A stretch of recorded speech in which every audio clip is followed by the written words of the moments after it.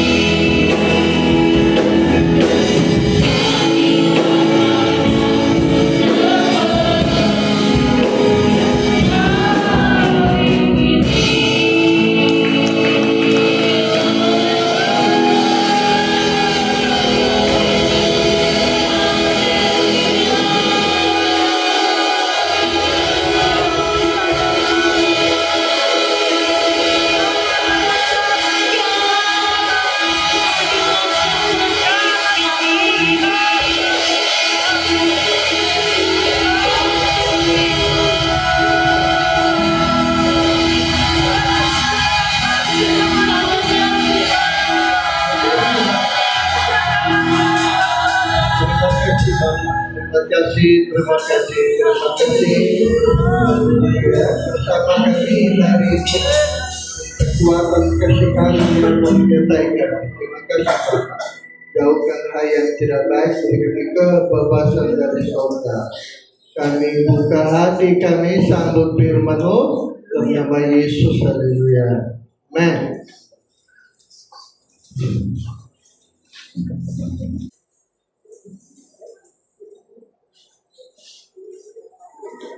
Di dunia ini banyak agama, tapi agama lain yang ada di dunia ini adalah usaha manusia mencari Tuhan. Tetapi Kristen adalah usaha Tuhan mencari manusia. Mana lebih hebat?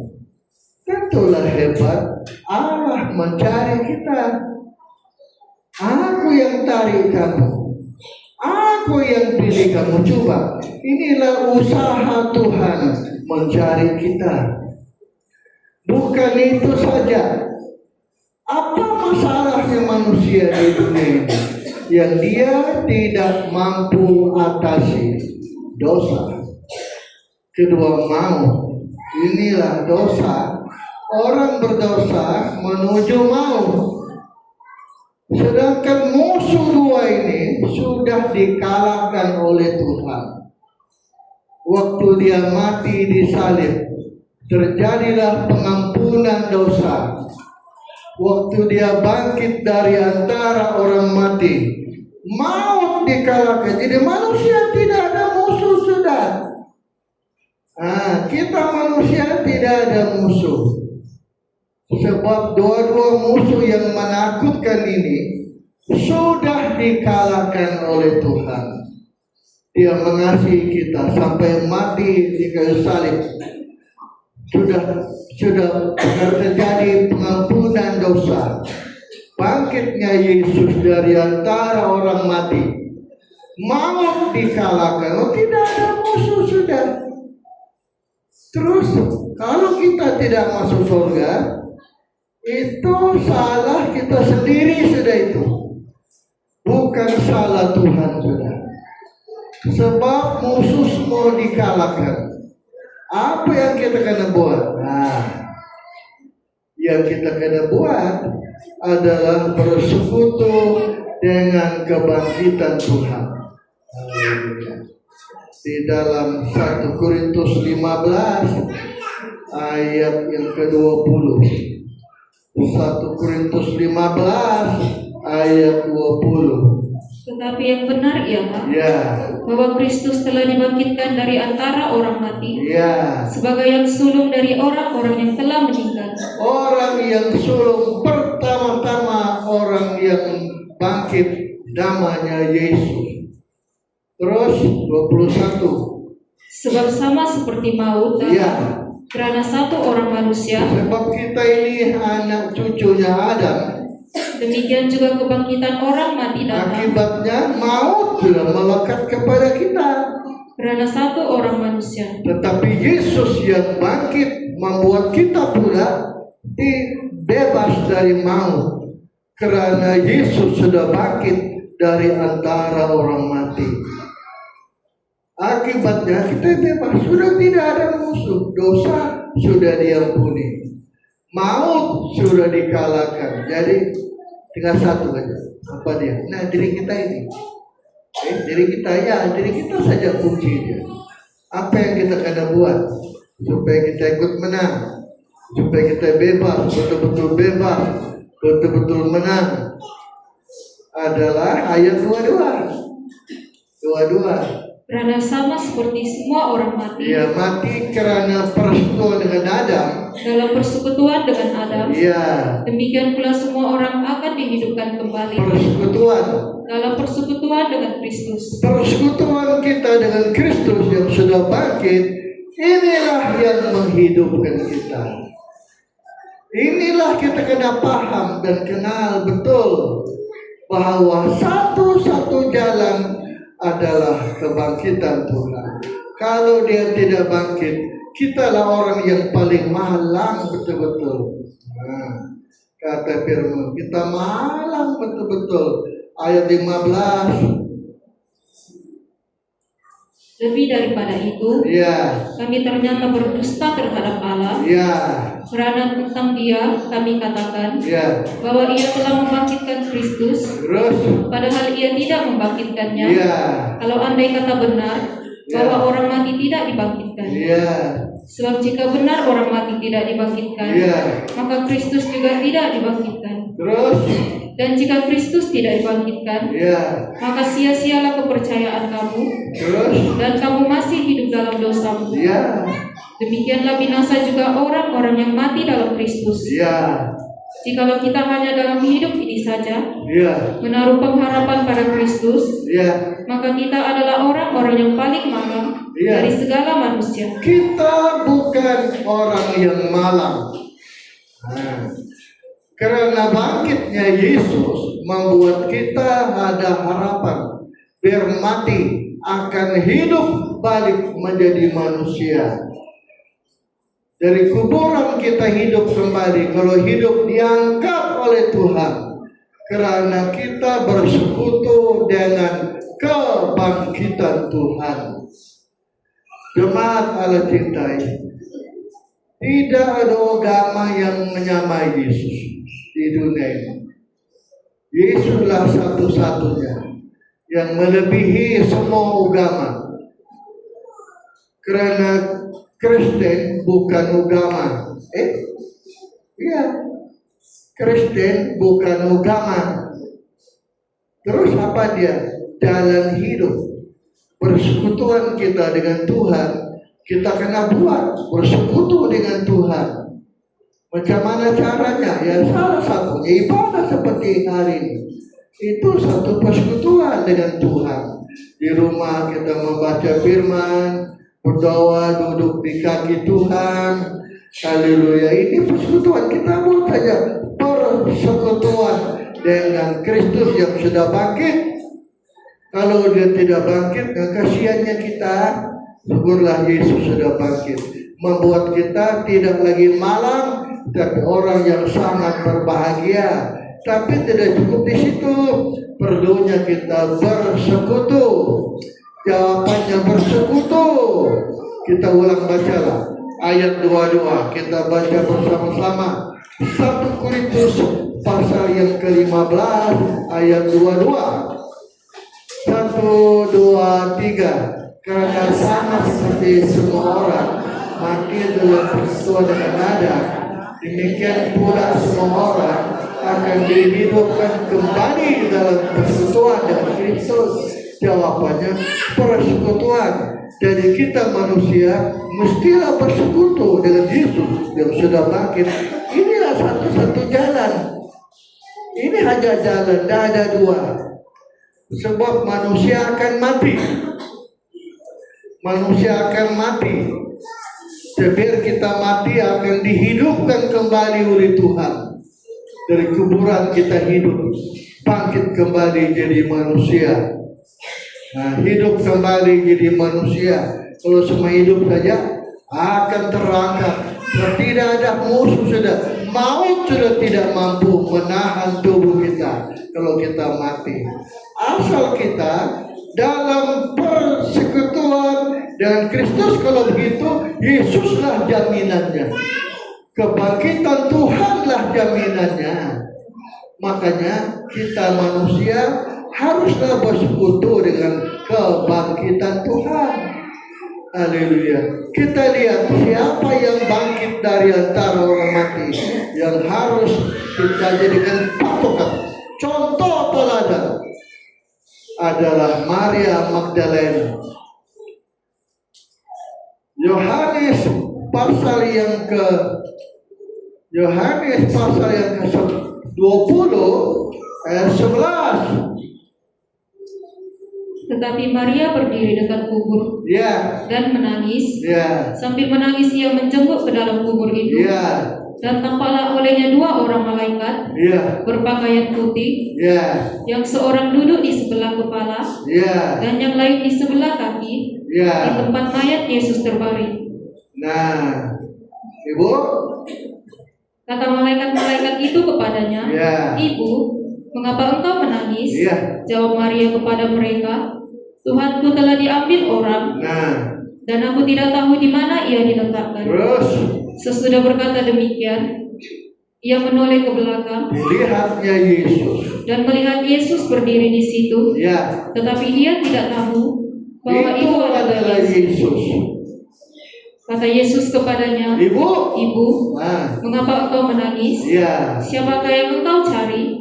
Maria menyangka orang itu adalah penunggu taman, ya, lalu berkata kepadanya, Tuan, jikalau Tuan yang mengambil dia, ya, katakanlah kepadaku, di mana Tuhan meletakkan dia, ya. supaya aku dapat mengambilnya. Inilah hati orang yang alami kebangkitan.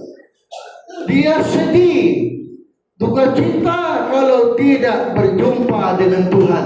Dia harus cari dan menemukan Tuhan.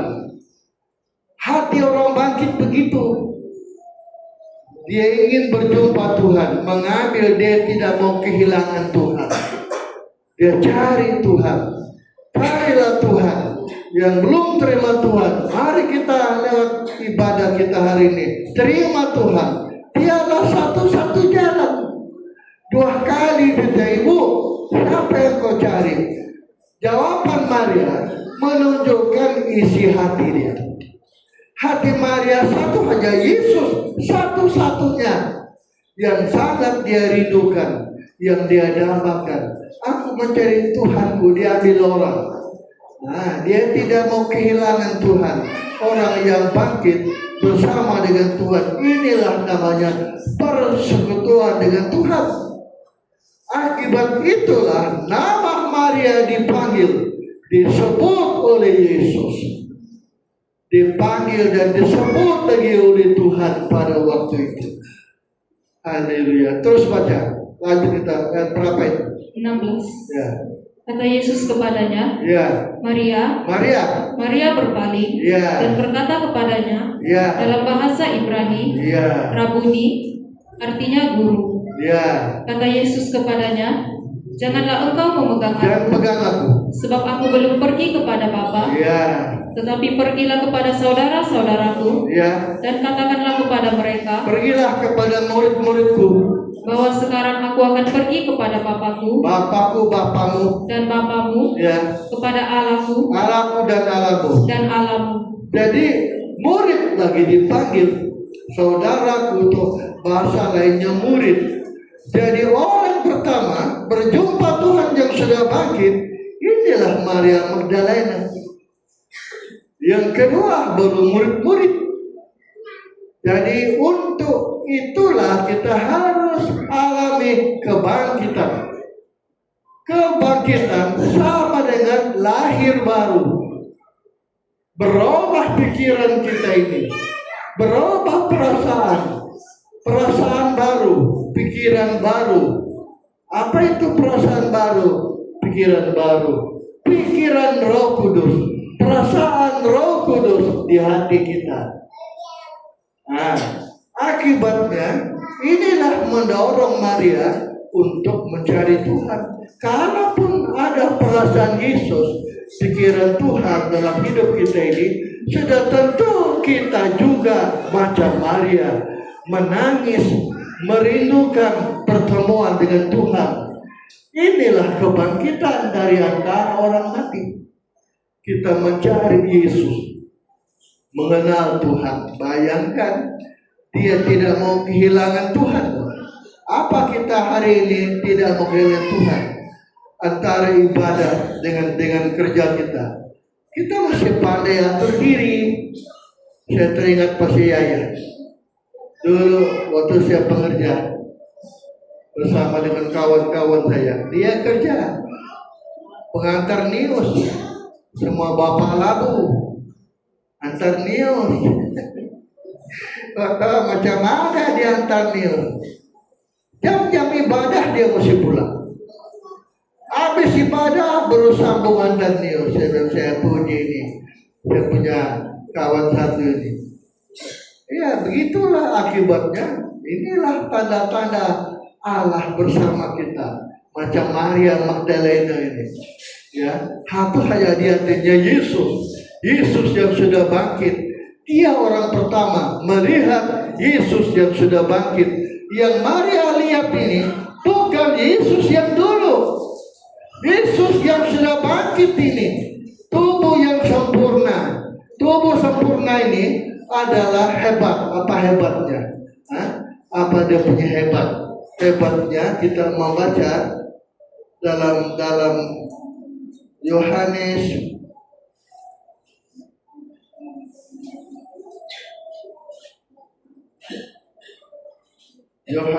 pasal yang ke-20 juga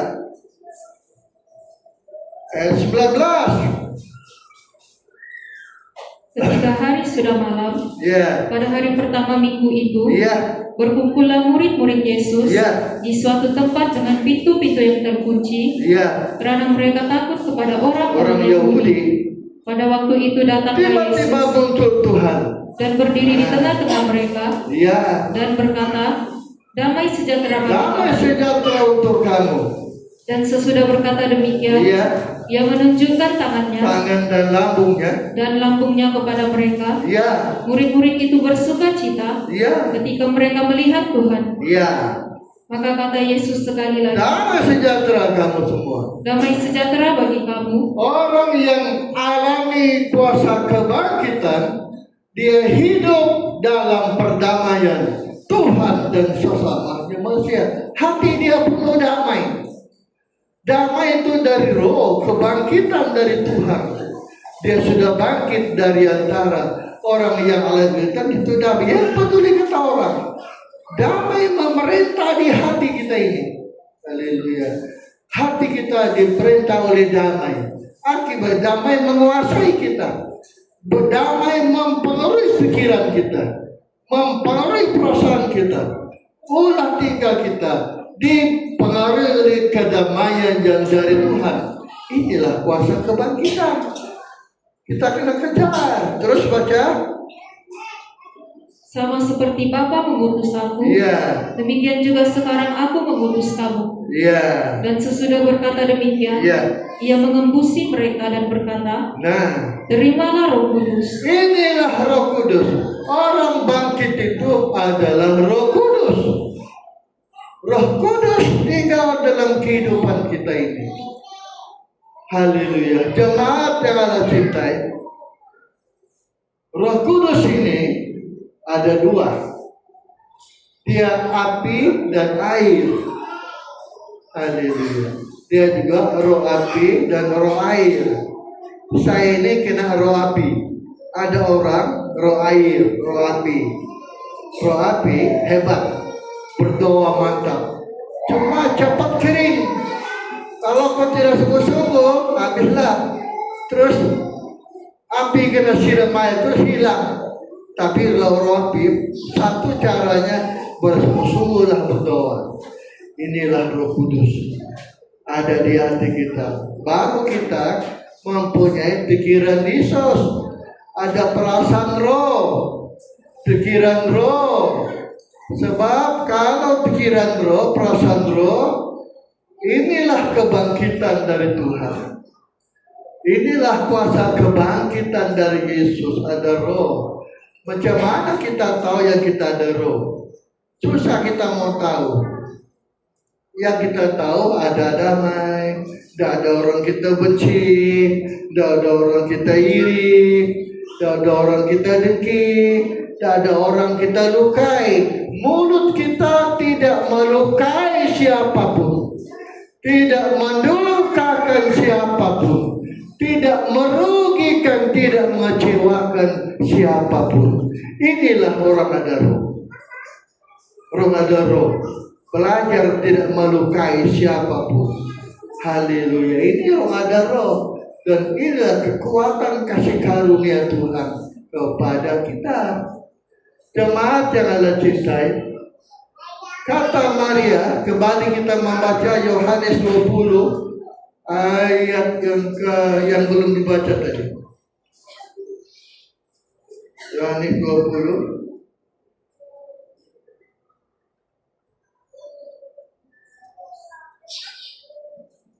Ayat 18.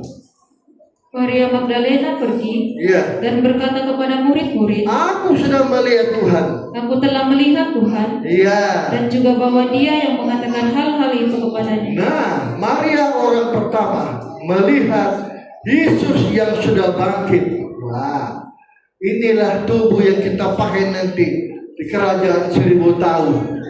Tubuh yang sudah bangkit. Ada kebangkitan. Untuk kita bangkit, jawabannya Roh Kudus. Roh Kudus ada di sini. Sebab manusia kalau tidak hidup mati, kalau tidak mati hidup. Bila kita mati tidak tahu, bila-bila saja kita akan mati. Mati bukan masalah, tetapi yang penting ada Roh Kudus di hidup kita ini, berdiam di sini. Tandanya hidup damai. Mulut kita tidak melukai siapapun.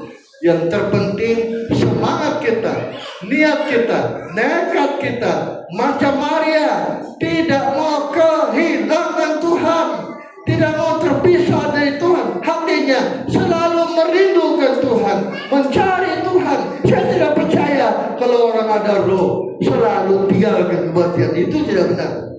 Orang ada roh selalu tinggalkan kebaktian. Itu tidak benar. Itu bukan Roh Kudus.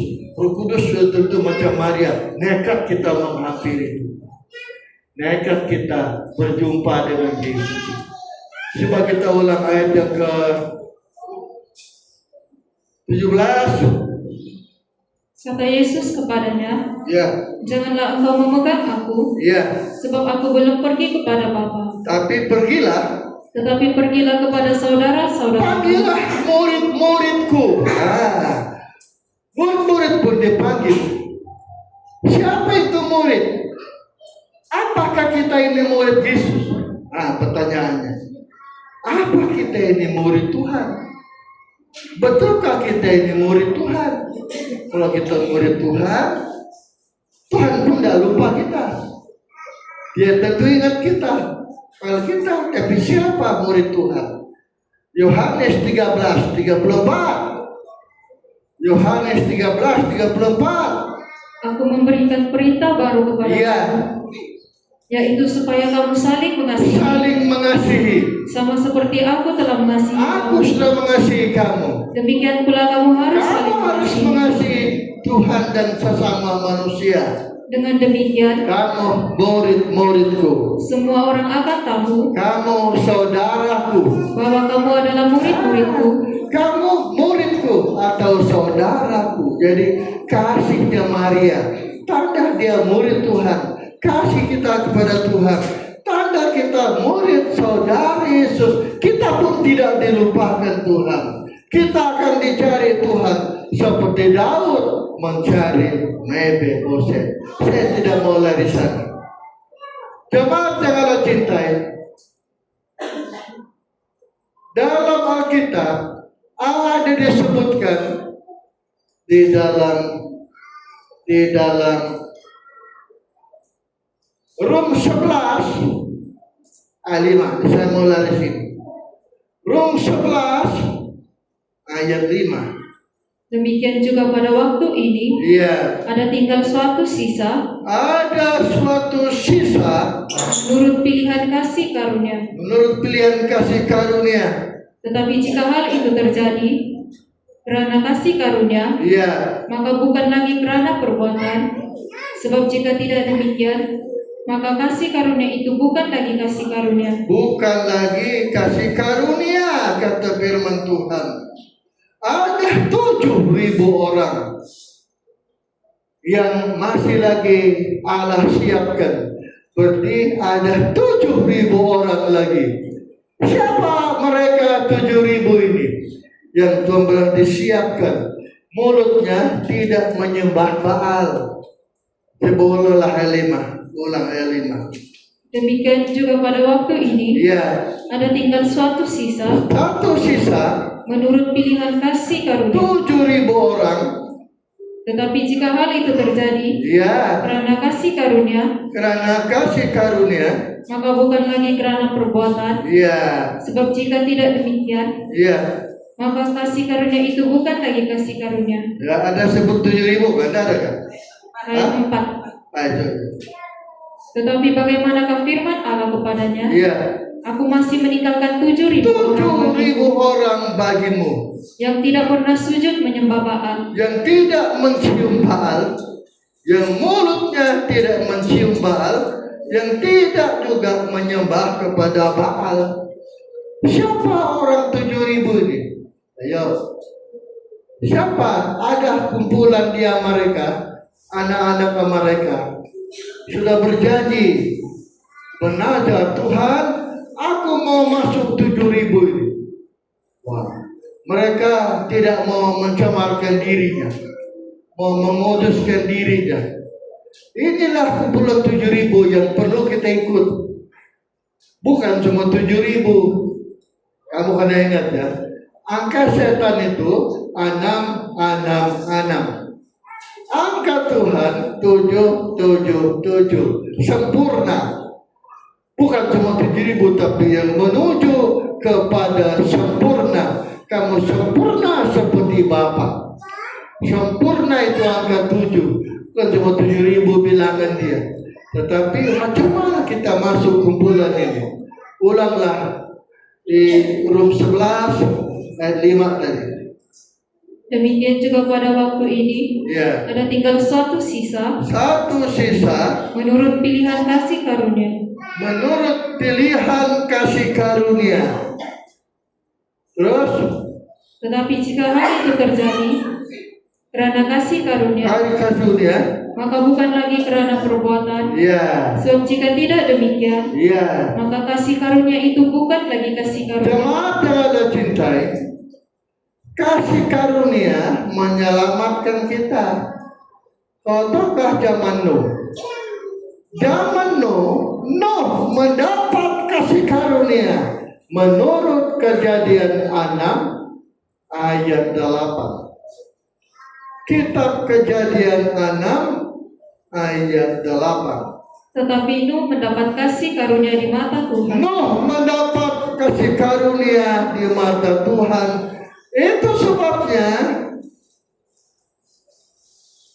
Itu sebabnya Nuh saja yang layak masuk Batra. Nuh saja yang layak masuk Batra, kata firman Tuhan.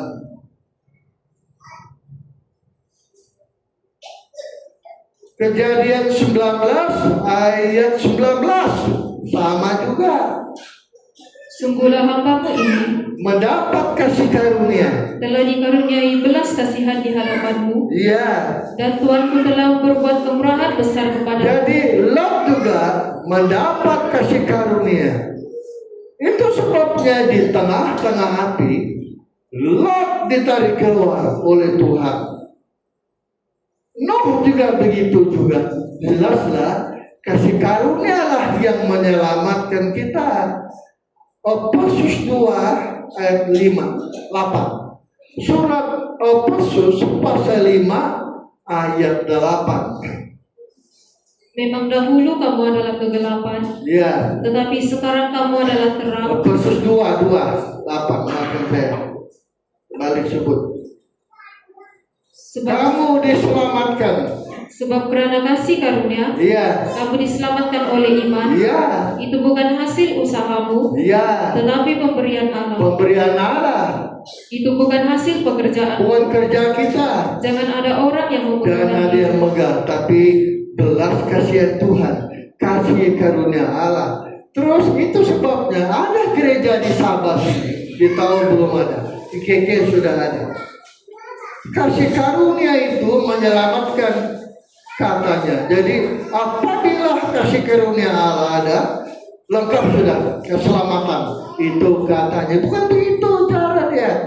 Kasih karunia itu tangga. Saya senang ambil firmannya Erasmus. Kasih karunia itu tangga. Kita kena naik tangga, kita kena naik. Nah, naik sampai di atas. Kasih karunia tangga. Kita boleh naik sampai di atas, tetapi cara mana? Kita kena naik. Naik itu caranya adalah mesti kita respon terhadap Roh Kudus, suara roh. Dengarlah suara roh. Itulah cara kita naik. Inilah membuat kita menuju surga.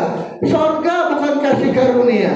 Surga itu adalah buah dari tindakan kita meresponi Roh Kudus. Roh Kudus yang kita dengar, kita respon, inilah menolong kita menuju surga. Tapi surga itu usaha kita. Kita akan berusaha melalui kasih karunia Tuhan. Itu sebabnya dengarlah Roh Kudus. Itulah yang menolong kita supaya kita mencapai surga. Memang kita mendapat kasih karunia, tapi kasih karunia tidak cukup. Perlu kita dengar, sebab kalaulah seandainya Yesus lengkap semua, maka kita tidak perlu lagi dipimpin roh. Kita akan mati kalau dipimpin daging. Kata Rom 8 ayat 13. Kamu akan mati. Sebab jika kamu hidup menurut daging, Kamu mati. kamu akan mati. Ya. Tetapi jika oleh roh kamu mematikan perbuatan, Responlah terhadap suara roh. Kita mendengar suara roh. Suara firman, suara roh. Suara roh sama suara firman kan? Tidak juga semestinya suara firman dan suara roh.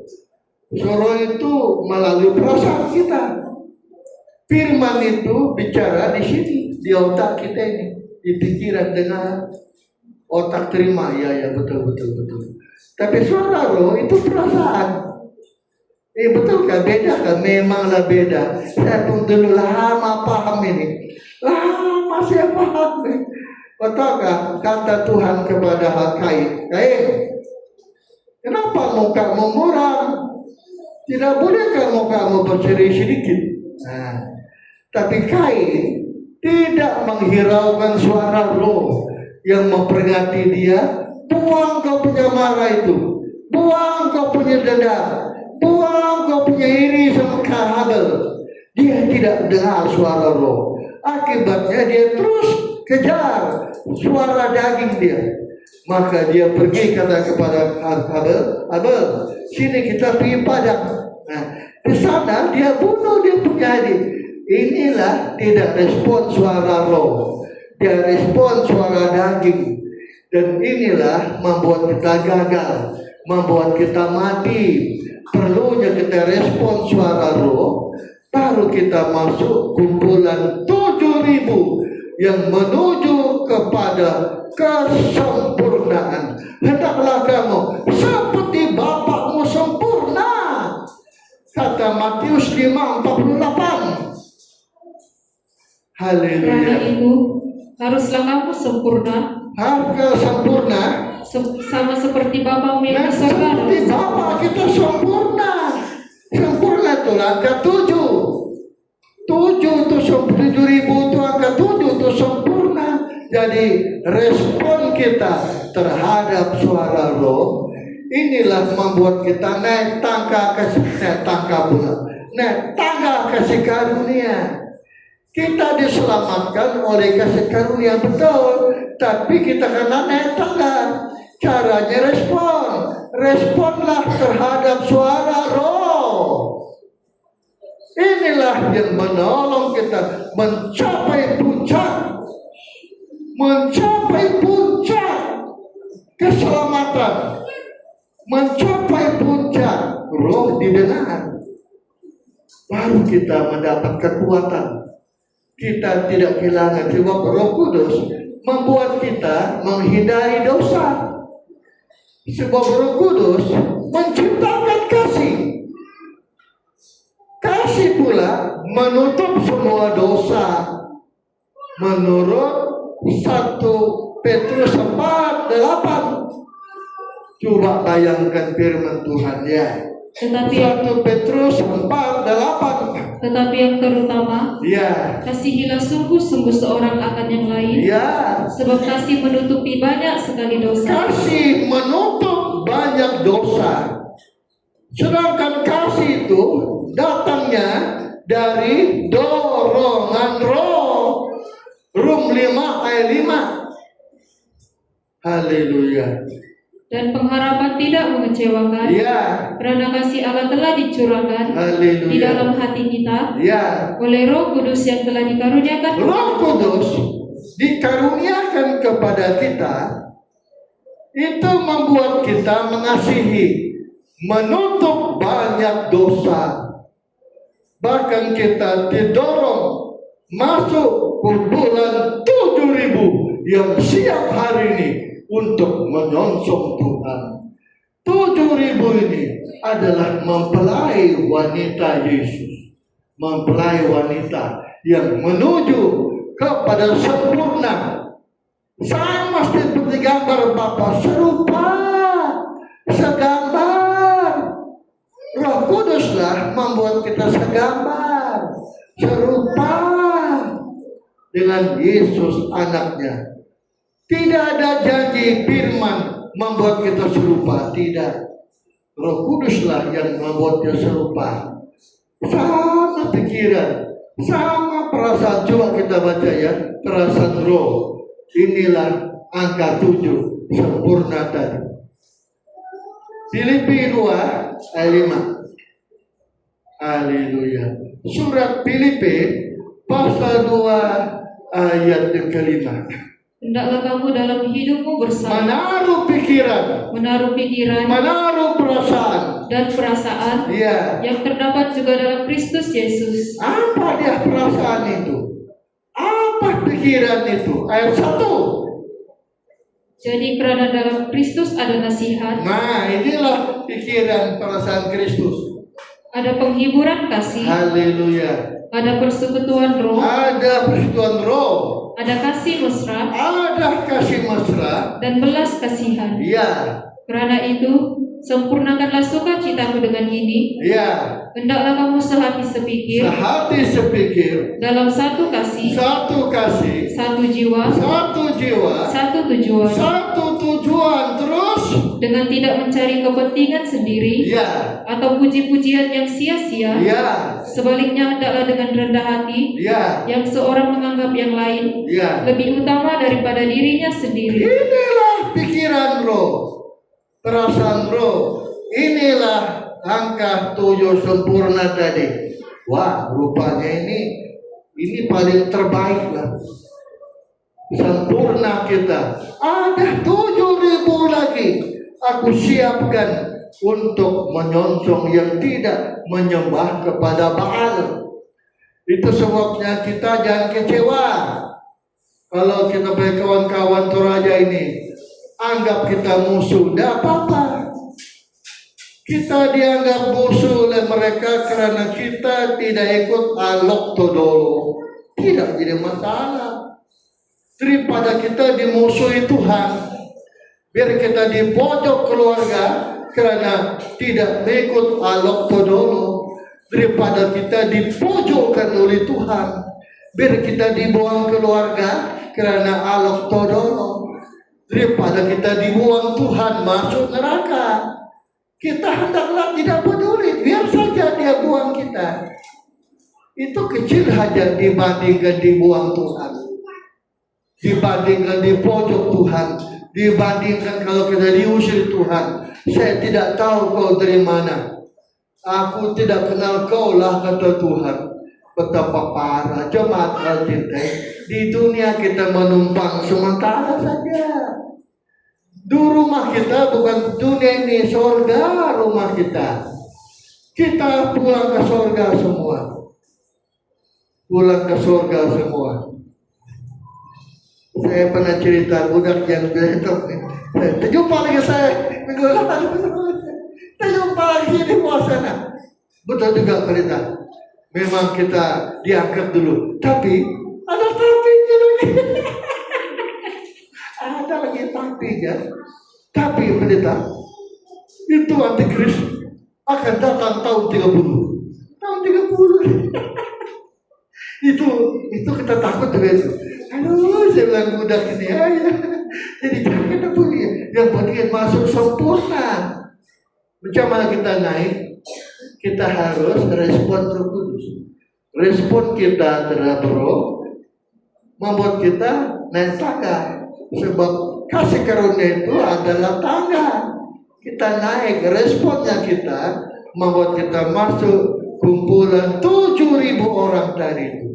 7.000 itulah kesempurnaan. Mempelai wanita Tuhan, diangkat dia. Nah, bayangkan diangkat kita sempurna 7.000 orang. Kan cuma 7.000 itu angka kesempurnaan. Nah, caranya satu saja, respon terhadap Roh Kudus. Jangan anggap kecil ini respon terhadap Tuhan dan Roh Kudus. Karena tidak ada respon, inilah membuat Tuhan menangis. Menangis Tuhan menurut Lukas 19 41. Lukas 19 41. Dan ketika Yesus telah dekat Masuk kota Yerusalem dan melihat kota itu, Tuhan menangis. ia menangisinya. Kenapa Tuhan menangis? Terus?